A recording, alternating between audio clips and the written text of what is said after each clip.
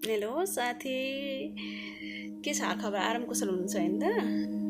मलाई चाहिँ हजुरसम्म चाहिँ क्या अस्ति एउटा कुरा भन्न मन लागेको कुरा कस्तो हो भनेदेखि चाहिँ अस्ति मेरो पसलमा एकजना बुवा आउनुभएको थियो क्या, बुढो बुवा हुनुहुन्थ्यो होइन, हजुरबुवा भनौँ न, झन् झन् 90 वर्ष पुग्न आउनुभएको बुवा हुनुहुँदो रहेछ होइन। उहाँ लगभग आजभन्दा 1-1.5 वर्ष अगाडि पनि मेरो पसलमा आएर श्रीमतीको लागि एउटा साडी किनेर जानुभएको रहेछ होइन, साडी र चोलो। मलाई चाहिँ अब कस्तो भनेदेखि अब मैले चाहिँ खासै याद गरेर रहेछु होइन, बिचरा बुवा त्यति बुढो हुनुभएको बुवाले चाहिँ बरु नोटिस गर्नुभएको रहेछ होइन।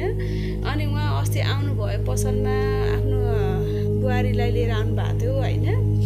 अनि मैले नानी तपाईँकोबाट मैले अलिक अगाडि 1-1.5 वर्ष अगाडि एउटा साडी लिएर गएको थिएँ भन्नुभयो क्या मलाई। अनि हो नि बुवा भने मैले अब सम्झेँ मैले होइन, बुहारी लानु पनि भएको थियो होइन श्रीमतीलाई भनेर। कति बुढेसकालमा पनि हेर्नु न कति धेरै माया, कस्तो खुसी लाग्छ होइन यस्तो देख्दाखेरि।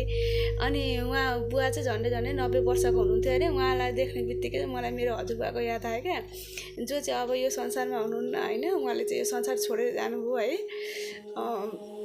उहाँलाई देख्दा मलाई त्यस्तो अनुभव भयो होइन, हजुरबुवा देखे जस्तो लाग्यो मलाई होइन।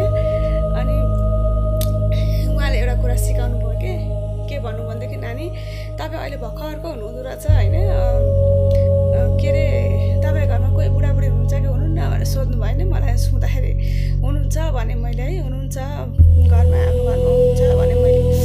अनि के अरे बुढाबुढीदेखि रिस उठ्छ कि उठ्दैन भनेर सोध्नु भयो क्या मलाई।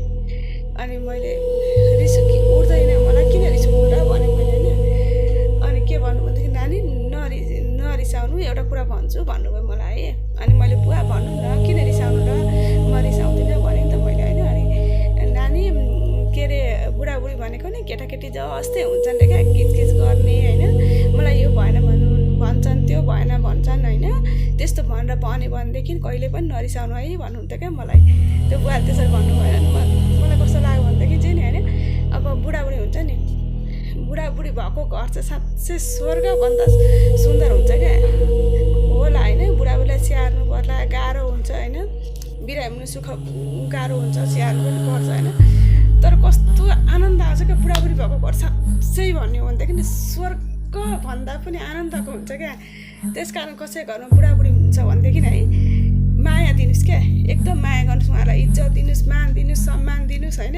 कति नै बाँच्नुहुन्छ र है, माया गर्नुहोस् है। आफ्नो घरमा भएको बुढाबुढीलाई माया दिनुहोस्, यति माया दिनुहोस् कि है, यति धेरै माया दिनुहोस् कि उहाँको दिमागमा नि, जुन दिमाग हुन्छ नि बुढाबुढीको दिमागमा, यसले चाहिँ मलाई नराम्रो नगरोस् है कहिले पनि भन्ने होस् क्या। त्यस्तो क्या त्यो